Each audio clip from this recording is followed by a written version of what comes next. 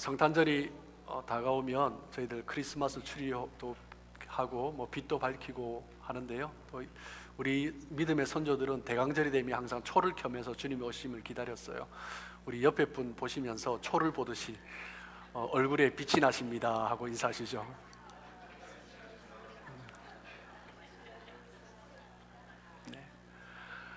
우리가 살펴보고 있는 로마서는 사도 바울이 로마 교회와 함께 로마 성도들과 함께 땅끝까지 선교를 하기 위하여서 보낸 편지입니다. 함께 선교의 동력자로 살아가기 위해서 편지를 보냈죠. 그렇게 하기 위하여서 먼저 로마 교회가 신앙으로 굳건히 서야 하기 때문에 로마 교회가 신앙에 굳건히 설 수 있도록, 특히 구원의 문제에서 흔들리지 않도록 하기 위하여서 편지를 썼어요. 그래서 로마서의 주제 중에 중요한 것은 구원에 관한 것입니다. 오늘 본문 로마서 8장 29절에서 30절까지의 말씀도 구원에 관하여서 다루고 있습니다. 오늘 로마서는 8장 29절 30절은 사도 바울이 구원에 관하여서 5단계로 나누어서 지금 쓰고 있어요.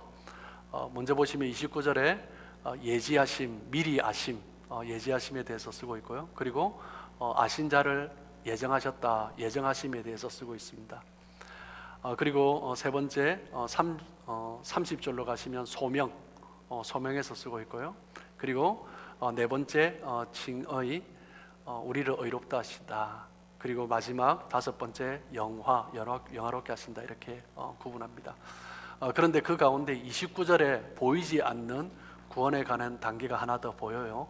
뭐냐면 예수 그리스도를 닮게 하신다, 성화에 관하여서 언급을 하고 있습니다. 이런 구원의 과정을, 구원의 단계를 신학적인 용어로 구원의 서정이다, 이렇게 표현을 하죠. 구원의 서정, 구원의 여정, 이렇게 표현을 합니다. 저희 장로교가 신앙의 신조로 삼고 있는 웨스트민스터 소요리 문답에서는 구원의 단계를 7단계로 구분을 하고 있습니다. 7단계를 잠시 보시면은 첫 번째는 부르심, 두 번째는 중생, 세 번째는 회심, 네 번째는 칭의, 5번째는 양자됨, 6번째 성화, 그리고 7번째 영화, 이렇게 구분을 하고 있죠. 부르심은 하나님께서 우리를 불러주셨다라는 거죠. 구원은 값 없이 주시는 하나님의 은혜다, 거기에서 시작되는 것입니다. 그리고 중생은 예수 그리스도를 믿음으로 말미암아 우리의 심령이 새롭게 변화된다라는 거죠. 새로운 창조, 그것을 의미합니다. 그리고 회심은 이제 하나님을 믿음으로 회개하고 또 믿음으로 이제 응답하고 나가는 거죠. 그리고 네 번째 칭의, 하나님이 우리를 의롭다, 더 이상 죄인이 아니다, 의로운 자다라고 불러주시는 것입니다. 그리고 양자됨, 우리를 아들로 부르시면서, 양자로 부르시면서 하나님의 자녀로서 누릴 수 있는 특권을 주신 거죠.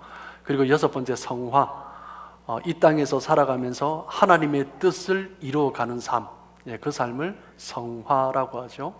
그리고 마지막 7번째 영화, 주님께서 재림하실 때 오심으로 말미암아 우리의 삶이 하나님의 뜻 안에서 완전한 은혜를 입는, 그리고 주님께서 부활하실 때 우리의 성도의 몸이 부활함으로 말미암아 그리스도와 함께 영원히 거하는, 우리의 성도의 몸과 영혼이 하나님과 영원한 은혜를 누리는, 그것을 영화다, 이렇게 표현을 합니다.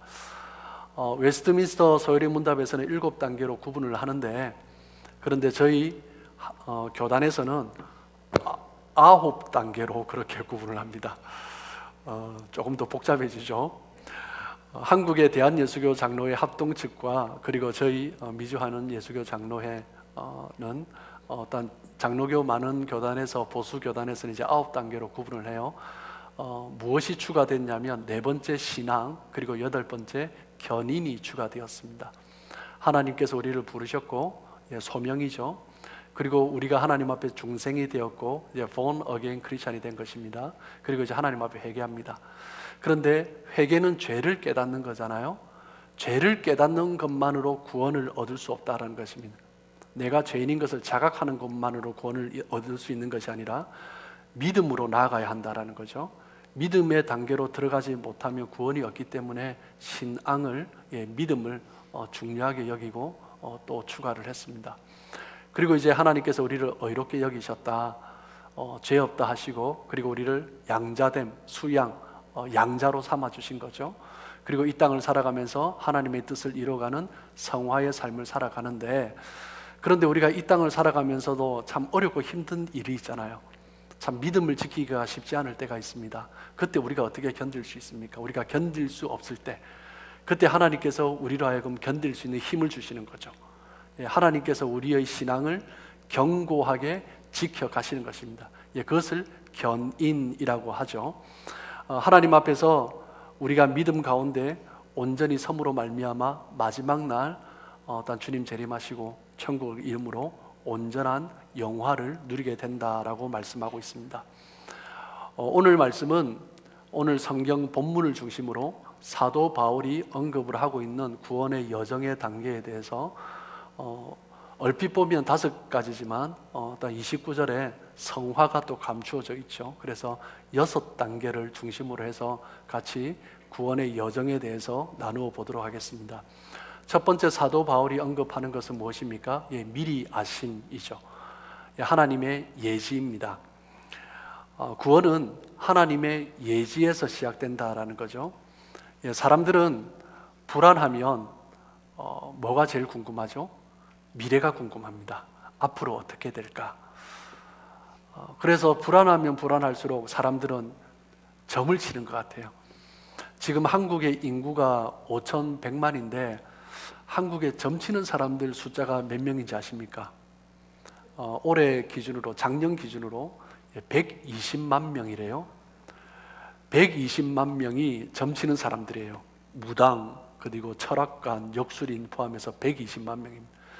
120만 명이면 몇 프로냐 하면 2.3% 정도 되는 것 같아요.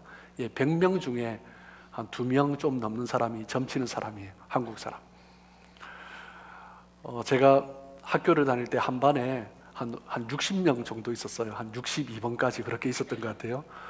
그러니까 그때 학창 시절을 돌아보면 한 반에 한 놈은 점치는 애다라고 그렇게 볼 정도로 그만큼 한국이 지금 점치는 사람이 많아졌습니다. 그 숫자가 불과 한 10여 년 만에 2배로 늘었다고 해요. 요즘 최근의 삶이 얼마나 사람들이 불안해하는가, 그것을 일단 열실히 보여준다라고 할 수 있습니다. 그런데 예지, 미래를 예측하는 것, 이것에 대해서 하나님의 예지도 그런 것이다라고 생각을 하면 구원에 대해서 오해를 하는 것입니다. 많은 사람들이 하나님의 예지에 대해서 마치 점치는 사람이 미래를 예측하듯이 하나님이 미래를 예측한다, 미래를 아신다, 그것의 기준으로 해서 구원을 이야기할 때 이제 어려워지기 시작하는 거죠. 하나님은 전지전능하십니다. 하나님은 우리의 모든 것을 다 아십니다. 우리의 과거도 아시고 현재도 아시고 미래도 아시고, 우리가 언제 태어나서 어디에서 살아가는지, 그리고 우리가 언제 어떻게 살다가 그리고 어떤 모습으로 죽을지 하나님 다 아십니다. 우리가 얼마나 연약한 자인지, 우리가 얼마나 죄 많은 자인지, 우리가 얼마나 부족한 자인지 하나님 다 아시죠. 하나님의 예지를 그것만으로 생각하면 안 된다라는 것입니다. 구원에 관해서 하나님께서 미래를 아시는 능력, 이 기준으로 구원을 해석을 하면 이제 헷갈리기 시작하는 거예요. 하나님은 앞으로 일어날 일에 대해서 미리 아심으로 말미암아 그 일어날 일에 대해서 아심으로 지금 어떤 것을 결정하신다라고 생각하면 어려워지기 시작하는 거예요. 하나님은 그런 분이 아닙니다. 오늘 아침에 제가 설명드린 게 조금 어려울 수 있어요. 하나님은 그런 분이 아니에요. 하나님은 우리에게 일어나는 모든 일들에 있어서 원인 제공자이시고, 하나님은 우리에게 앞으로 이루어질 모든 일의 결론도 하나님이 직접 섭리하셔서 주관하시는 주권자이십니다. 그런데 구원에 대해서, 이 예지에 대해서 사람들이 설명할 때 특별히 예지 예정론자들이다라고 하죠.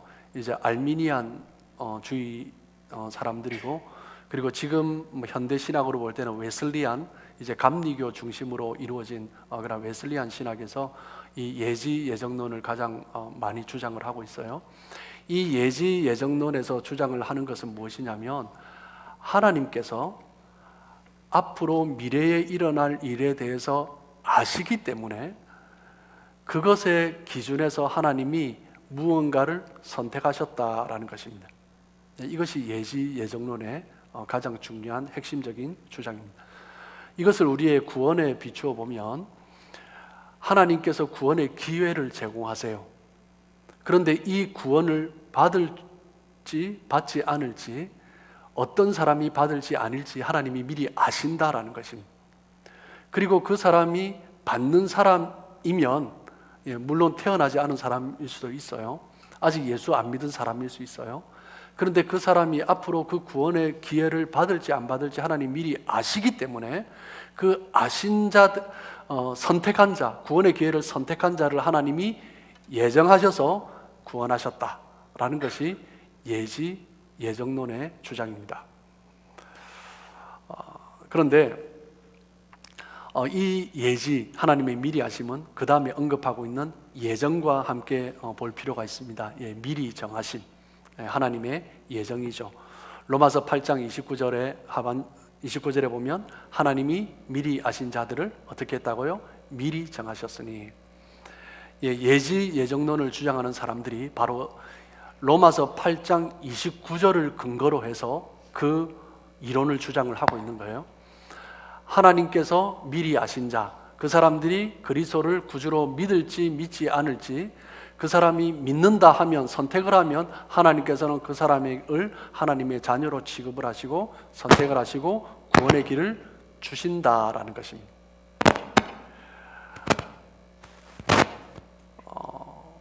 이 주장에서 문제는 무엇이냐면, 예지와 예정을 시간적으로 따로 구분하고 있다라는 것입니다.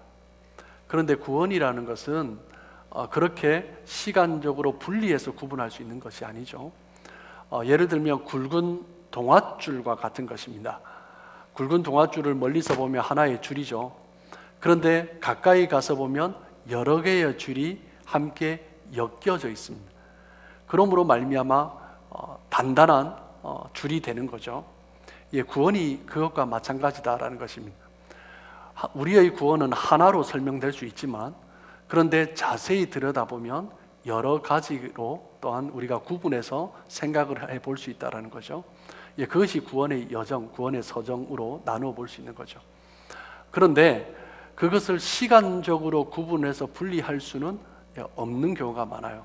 물론 구원의 서정의 단계에 있어서 과거 우리가 예수님을 믿을 때, 그리고 현재 과거 믿을 때, 그리고 칭의하시고 양자 삼으신 것, 그리고 현재 우리의 삶 가운데 성화와 견인을 이루어가는 것, 그리고 마지막 날 영화, 이렇게 현재와 과거와 미래 이렇게 시간적으로 구분을 할 수도 있지만, 그런데 성경에서 보면 영화라는 단어 자체도 마지막 날 하나님께서 우리에게 부활함으로 말미암아 하나님과 영원히 하나 되는 영화도 말씀하시지만, 예수를 믿음으로 말미암아 이 세상에서 하나님은 우리를 영화롭게 하셨다, 그 영화의 개념도 성경은 설명을 하고 있다는 거죠. 그렇기 때문에 구원의 부분에 있어서 현재에 있는 부분들을 떼기도 어렵지만, 과거, 현재, 미래 이 부분을 또 완전히 구분하기도 또 어려운 부분이 또 성경에서는 있다라는 것입니다. 그 구원의 과정을 7단계로 구분하기도 하고 9단계로 구분하기도 하고, 그리고 가장 적게는 3단계로 구분을 하기도 하지만, 그 모든 것들이 함께 엮여져 있어서 하나의 굵은 동아줄을 형성하고 있다는 거죠. 하나님이 미리 아셨다라는 말씀은 우리가 무엇을 선택할지, 미래에 어떤 일이 일어날지 하나님께서 미리 아셨다라는 해석이 아닙니다. 이 예지에 관하여서 그렇게 해석을 하면 구원론이 복잡해지고 하나님의 성품에 대해서, 하나님의 일하심에 대해서 잘못된 해석을 하게 되는 것입니다. 하나님은 원인자이시고 모든 결과까지 주관하시는 주권자세요. 그런데 예지 예정론에 주장하는 것은 결론은 이미 사람이 내었어요. 원인은 구원의 기회는 하나님이 제공을 했지만 결론은 사람이 선택에 따라서 달라지는 거죠. 그렇기 때문에 성경에서 말을 하고 있는 그것과 달라지는 것입니다. 로마서 8장 29절의 말씀을 예지를 단순히 미래를 아는 것으로 해석을 하면 구원이 어려워지기 시작하는 것입니다. 여기에서 아셨다라는 의미는 무엇이냐면 미래에 어떤 일이 해프닝이 일어날지 그것을 아셨다라는 것이 아니라 하나님이 미리 아신 자들, 우리의 존재를 미리 아셨다라는 의미인 것입니다. 그 의미는 무엇이냐면 다른 말로 말씀을 드리면 헬라어로 아셨다라는 것을 아신다라는 것을 기노스코라고 하는데 이 기노스코는 히브리어 성경을 헬라어로 번역한 성경이 70인역이죠. 히브리어 단어 중에 야다라는 단어가 있어요. 우리가 여러분도 많이 들어보셨을 거예요.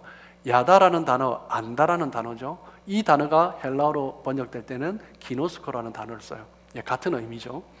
이 야다라는 의미는 무엇이냐면 단순히 어떤 일이 일어날 것이다, 어떤 사건에 대해서 미리 안다, 어떤 사건을 안다, 외적인 것을 안다라는 의미가 아니라 그 사람을 안다라고 했을 때, 미리 아신 자들이라고 했을 때 그 사람의 존재에 대해서 안다라는 거예요. 개인에 대해서 안다라는 거죠. 그 개인에 대해서 관심을 가지고 돌봄을 가지고 사랑하는 마음으로 인격적인 그 사랑을 가지고 그 사람을 안다라는 것입니다. 그 근거가 시편 144편 3절에 있습니다. 보시면 여호와여 사람이 무엇이기에 주께서 그를 알아주시며 인생이 무엇이기에 그를 생각하시나이까. 여기에서 하나님이 인생을 알아주신다. 여기에서 알아주신다라는 의미는 어떤 그 사람의 이름을 안다, 그 사람의 어떤 일에 대해서, 외적인 일에 대해서 안다라는 것을, 무엇을 선택할지 안다라는 것, 그 사람을 향하여서 특별한 마음을 가지고 특별한 사랑을 가지고 특별한 돌보심을 가지고 그를 안다라는 의미인 것입니다. 하나님이 미리 아신 자들이라는 표현은 하나님이 이미 아시고 이미 사랑하신 자들, 이렇게 좀 풀어서 번역을 하면 그렇게 번역할 수 있는 거죠. 로마서 11장 2절에도 하나님이 그 미리 아신 자기 백성을 버리지 아니하셨나니, 하나님이 미리 아신 자들, 하나님이 그전부터 관심을 가지고 사랑을 가지고 돌보시며 하나님께서 지켜보셨던 그 사람을 하나님은 선택하시고 버리지 않으셨다라고 말씀하는 것입니다. 그렇기 때문에 로마서 8장 29절에서 하나님이 미리 아신 자들을 미리 정하셨으니, 이 표현은 하나님께서 사랑하신 자들을 하나님이 선택하셨다라는 그런 의미인 것입니다. 그렇기 때문에 구원에 있어서 가장 중요한 첫 번째 원리는 무엇입니까? 우리를 향한 하나님의 사랑입니다. 그 사랑에서 구원이 시작되는 거죠. 우리를 향한 하나님의 관심, 거기에서 시작되는 것입니다. 하나님이 미리 아신 자들이라는 표현은 우리를 향한 사랑과 관심을 의미하는 거예요. 단순히 우리가 어떤 일을 선택할지 아니할지, 하나님이 주신 기회를 선택할지 아니할지 그것을 미리 아셨다라는 예지의 의미가 아니라 우리를 향하여서 사랑하는 마음을 가지고 관심을 가지고 하나님이 미리 아셨다라는 것입니다. 그 사랑에 근거해서 로마서 8장 29절에 보면 하나님은 사랑하시는 자를 향한 기대가 있는 거죠. 8장 29절 중간에 뭐라고 되어 있습니까? 그 아들의 형상을 본받게 하기 위하여. 하나님이 미리 아신 자들을 그 아들의 형상을 본받게 하기 위하여 미리 정하셨다라고 말씀합니다. 하나님께서는 우리가 예수님의 형상을 본받도록 우리를 선택하셨습니다. 하나님이 누구를 구원하셨는지, 누구를 미리 아시고 예정해 놓으셨는지 우리는 모르죠. 믿음은 보이지 않는 것이기 때문에 어떤 보이는 것으로 그 증거를 나타낼 수는 없습니다. 그런데 성경에서는 뭐라고 합니까? 믿음이 보여진다라고 말을 해요. 보여지는 거죠. 무엇으로 보여집니까? 정말 예수님을 믿는 사람이라면 아들의 형상을 닮아가는 모습이 보이는가? 그것에 믿음이 나타난다라는 것입니다. 믿음이 있다라는 것은 그리스도를 닮아간다라는 거죠. 예수 그리스도를 닮아가는 성도가, 그 형상을 본받은 성도가 하나님이 택하신 성도다라고 할 수 있는 것입니다. 그것이 바로 성화로 나타나는 거죠. 사도 바울이 말을 하는 구원의 세 번째 단계는 무엇입니까? 성화입니다. 즉 예수님을 본받게 하시는 그 과정인 거죠. 그 아들의 형상을 본받게 하시기 위하여 미리 정하셨으니 이는 그로 많은 형제 중에서 맏아들이 되게 하려 하심이라. 8장 29절에 말을 하고 있는 그 아들은 누구예요? 예수님이죠. 맏아들은 누굽니까? 예수님이죠. 여기에서 맏아들이라는 표현은 두 가지 의미가 내포되어 있습니다. 첫 번째는 무엇이냐면 예수님이 하나님의 독생자다라는 것입니다. 유일한 하나님의 독생자예요. 다른 모든 사람들이 하나님의 자녀로 있지만 수양, 양자된 자들이죠. 입양된 자들이죠. 그런데 하나님의 품에서 나신 분은 예수님이 유일하시다라는 거예요. 그리고 두 번째, 이 맏아들의 의미는 인간들 중에서, 육체를 가진 자 중에서 부활하신 첫 열매가 되셨다라는 것입니다. 그것이 바로 예수님이 맏아들이다라는 의미인 것입니다. 예수님이 모든 믿는 자의 맏아들이 되셨다라는 것은 우리가 예수님의 형제, 자매가 되었다라는 거죠.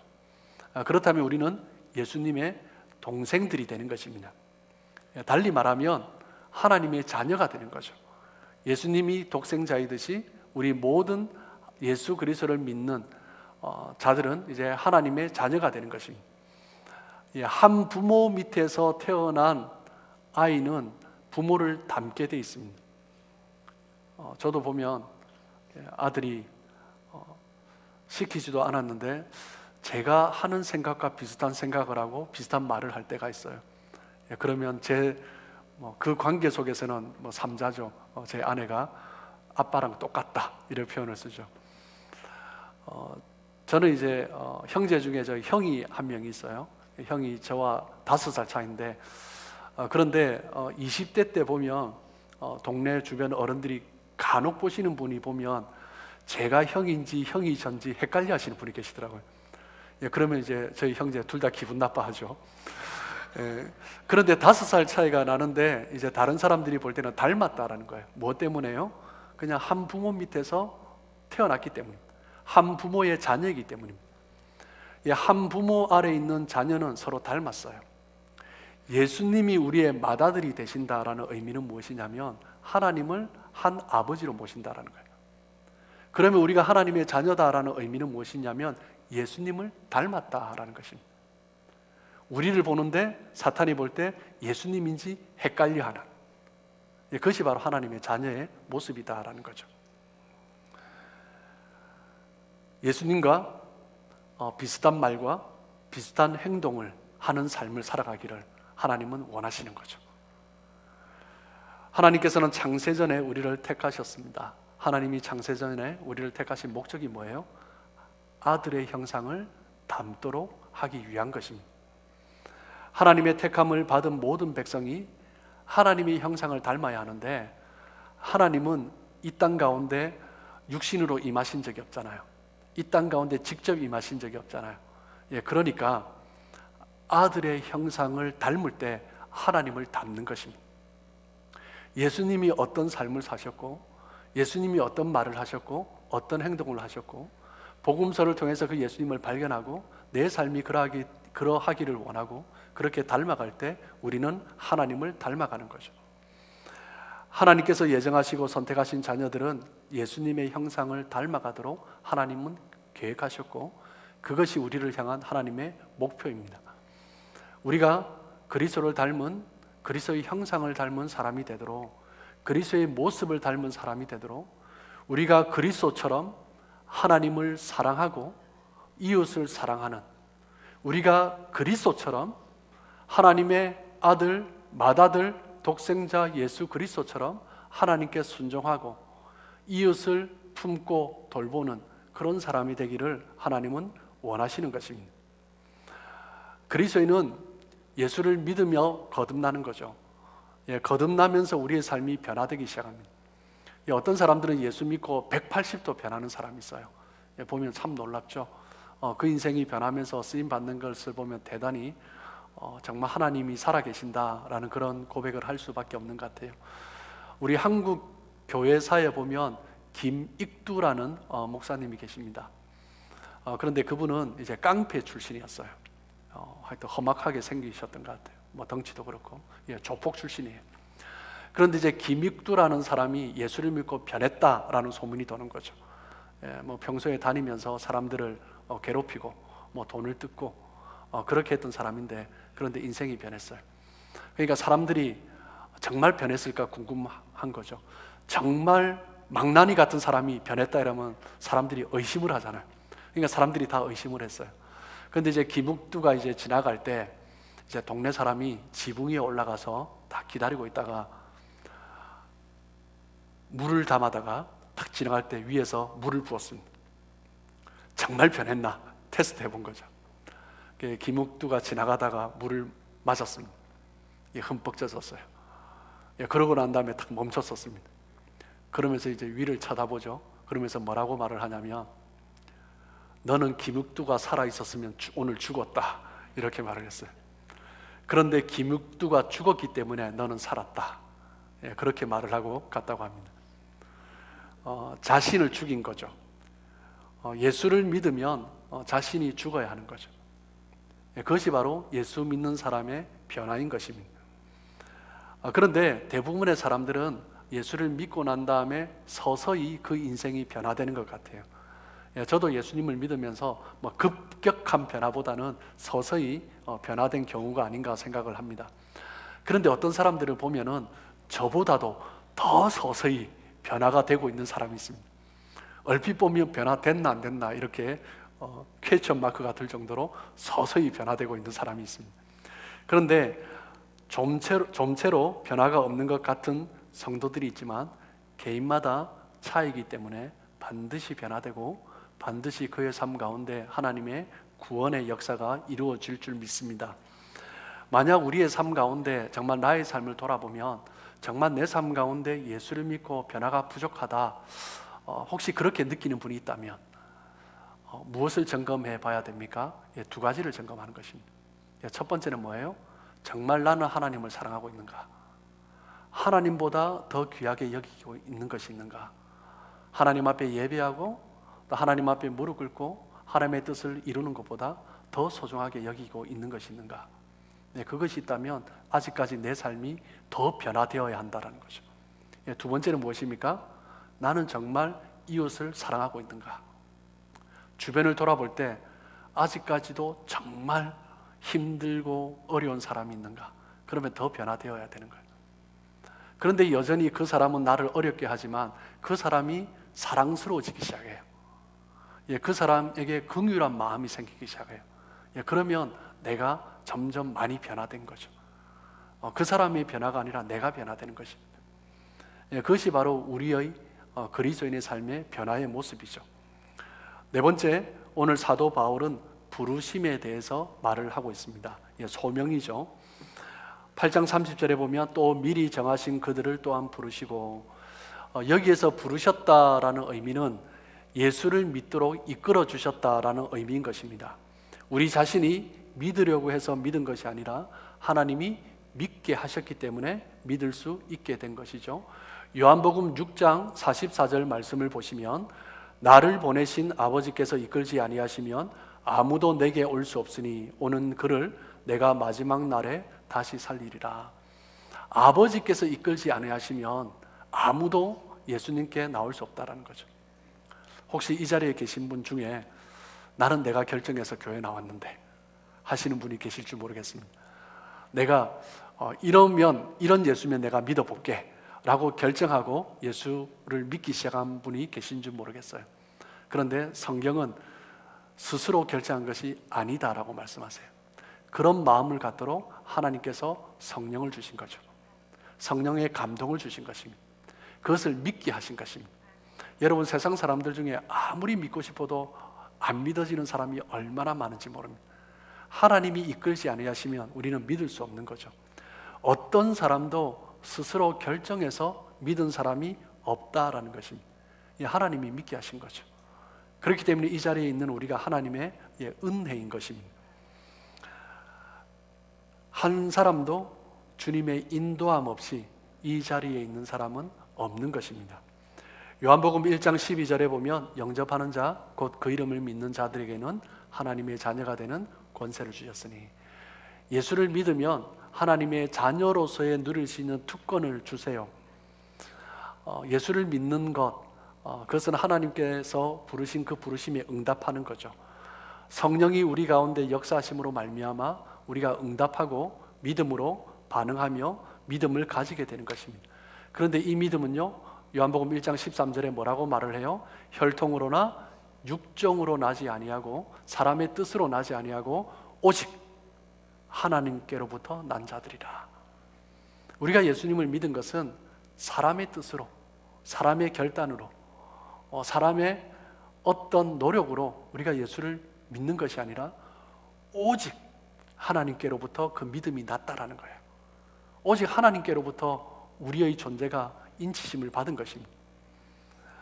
이것이 바로 하나님 앞에서 우리의 부르심, 일반적인 부르심이죠. 그리고 또 다른 소명, 특별한 또 소명이 있습니다.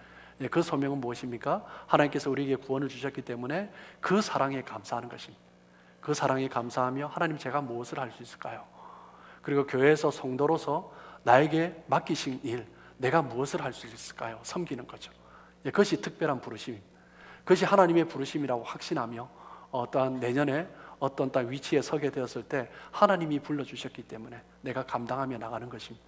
그리고 어떤 사람은 어떤 사역자로, 어떤 목회자로, 선교사로 나의 삶을 전적으로 하나님 앞에 드리고 싶습니다 라고 하며 그 부르심에 응답하며 하나님 앞에 쓰임받는 것입니다. 하나님은 우리를 택하시고 이 땅에서 하나님의 뜻을 이루어가기를 기뻐하십니다.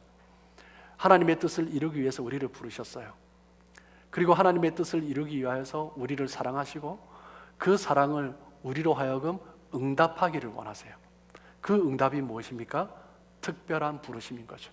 하나님의 그 사랑에 대한 반응, 무언가로서 하나님 앞에 나가는 거죠. 하나님의 그 사랑에 대한 반응으로 하나님이 사랑하시는 자를 사랑하며 섬기는 것, 그것이 우리에게 특별한 부르심이 되는 것입니다. 그리고 다섯 번째, 사도 바울은 구원의 여정 가운데 의롭다 하심을 언급하고 있습니다. 칭의이죠. 로마서 8장 30절에 보면 부르신 그들을 또한 의롭다 하시고 라고 말씀합니다.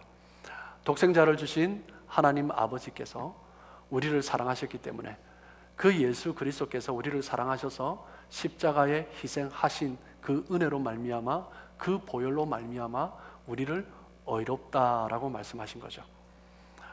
의롭다라고 하신 말씀은 예수님께서 지신 그 십자가로 말미암아, 그 보혈로 말미암아 우리의 모든 죄가 다 씻어졌다라는 것입니다. 우리의 죄가 다 씻어졌기 때문에 우리는 죄에 대한 심판을 면하게 된 거죠. 그런데 하나님은 뭐라고 하세요? 너는 죄에 대해서 심판이 면해졌다, 웨이브 되었다라고 말씀하지 않으시고 아예 처음부터 죄가 없는 자처럼 하나님은 취급해 주시는 것입니다. 그것이 바로 칭의인 것입니다. 요한복음 5장 24절입니다. 내가 진실로 진실로 너에게 이르노니 내 말을 듣고 또 나 보내신 이를 믿는 자는 영생을 얻었고 심판에 이르지 아니하나니 사망에서 생명으로 옮겼느니라. 하나님 앞에 나가기만 하면 영생을 주십니다. 주님의 그 말을 듣고 주님의 그 음성을 듣고 하나님께서 단 보내신 그 예수 그리스도를 믿는 그 사람은 영생을 주시는 거죠. 그리고 로마서 8장 1절은 뭐라고 말씀하세요? 그러므로 이제 그리스도 예수 안에 있는 자에게는 결코 정죄함이 없나니. 우리는 모든 사람이 죄인입니다. 그런데 그리스도 예수 안에 있기만 하면 정죄가 없다. 그 그리스도 안에서 어떤 악한 세력도 우리를 끌어낼 수가 없다라는 거죠. 정죄할 수가 없습니다. 하나님도 정죄하지 않으시고 사탄도 정죄할 수가 없어요. 사탄이 우리를 정죄하는 것은 거짓말이에요. 속으면 안 되죠. 죄인이 그 구원의 복음, 용서의 복음을 믿을 때 하나님은 우리에게 죄 없다 말씀하시는 것입니다. 성경에서 선포된 메시지, 말씀 중에서 가장 멋진 선포가 아닌가 생각합니다. 그리스도 예수 안에 있는 자에게는 결코 정죄함이 없나니. 결코 정죄함이 없다. 이 놀라운 선포는 그리스도 예수 안에 있는 자에게. 그리고 8장 2절에는 뭐라고 말씀하세요? 이는 그리스도 예수 안에 있는 생명의 성령의 법이 죄와 사망의 법에서 너를 해방하였습니다. 더 이상 죄와 사망이 우리를 얽매이지 못한다라는 거죠. 그 죄와 사망 가운데서 완전한 자유함을 누리는 것입니다. 그것이 바로 하나님의 은혜인 것입니다.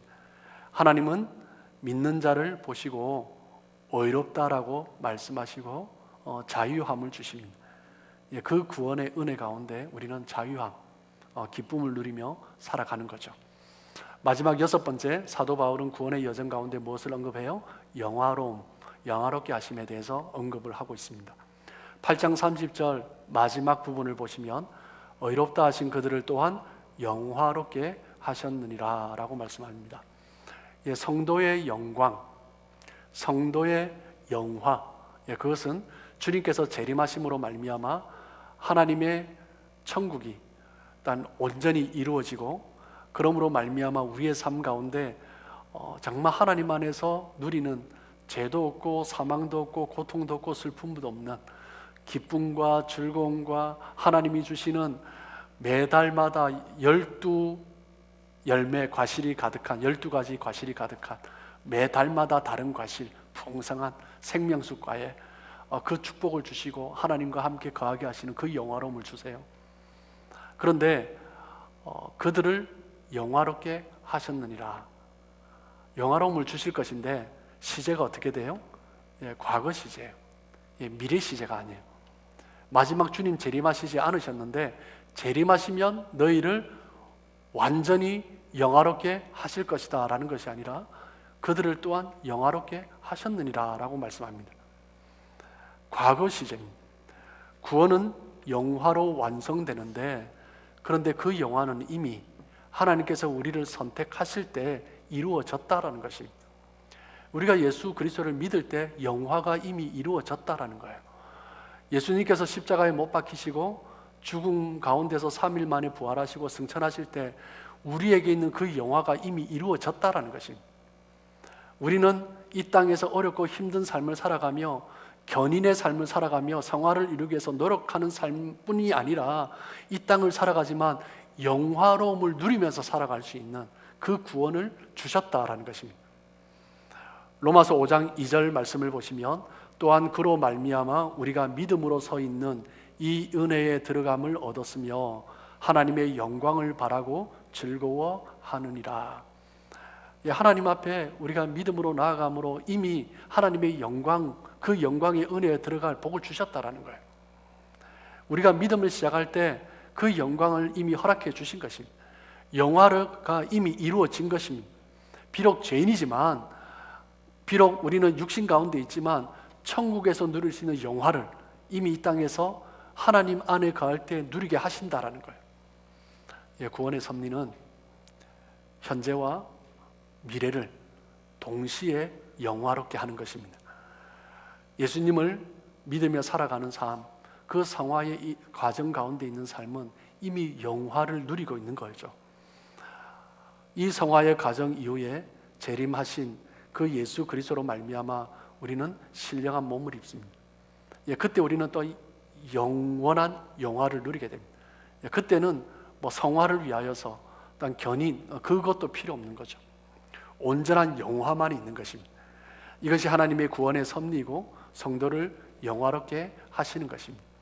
그렇기 때문에 하나님은 우리를 구원하시고 우리가 그 구원에서 흔들리지 않도록 하나님은 우리를 얼마나 구체적으로 우리를 보호하시고 지키시고 그 구원을 이루어 가시는지, 그것을 설명하기 위해서 구원의 서정이라고 하는 여러 단계의 말씀을 하고 있는 것입니다.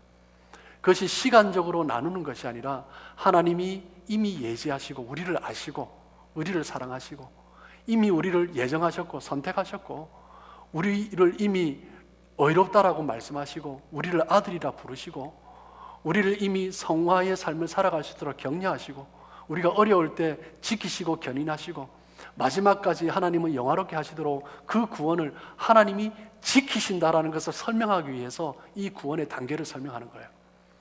이 구원의 단계가 끊어서 우리가 예정론자들처럼 그렇게 복잡하게 할 것이 아니라, 하나님께서 로마서를 통하여서 그리고 성경 전체를 통하여서 우리에게 말씀하신 구원의 단계는 하나님이 얼마나 우리를 구원하시기 위하여서, 우리를 지키시기 위하여서 그것을 보여주고 계신지, 그것을 나타내는 것입니다. 사랑하는 성도 여러분, 사도 바울이 오늘 말을 하는 메시지는 바로 그것입니다. 우리가 이 땅을 살아가며 하나님의 그 은혜 가운데 가을 때 로마서 8장 28절에 말씀하고 있는 것처럼 모든 것이 합력하여 선을 이룹니다.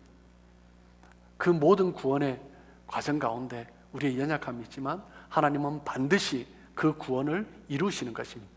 어떤 어려움이 있다 할지라도 하나님의 그 계획하신 구원은 하나님이 반드시 이룹니다. 우리가 이 땅을 살아가며 때로는 내 삶이 또 하나님의 구원의 그러한 과정이, 여정이 내가 어렵고 이해하기 힘들지라도 하나님께서는 반드시 하나님이 주권적으로 그 모든 것들을 시작하시고 하나님께서 그것을 이루시고 하나님께서 반드시 완성하신다라는 것입니다. 하나님은 우리를 사랑하십니다. 그것이 구원의 핵심입니다. 하나님은 우리를 아십니다. 우리의 마음을 아십니다. 그 아시는 하나님께서 우리를 돌보시고 지키십니다. 그렇기 때문에 우리의 구원은 결코 아무도 빼앗아갈 수 없습니다. 예정론자들은요, 구원을 잃는다라는 표현도 씁니다. 그렇지 않습니다. 하나님이 예정하신 하나님이 부르신 사람은 결코 하나님이 잃지 않습니다. 그 어떤 자도 빼앗아갈 수 없습니다. 믿음 가운데 굳건히 서서 흔들림 없이 그 믿음을 지켜가시며 마지막 날 하나님 앞에 서는 그날까지 굳게 믿음 위에 서시는 저와 여러분들 되시길 주님의 이름으로 축복합니다.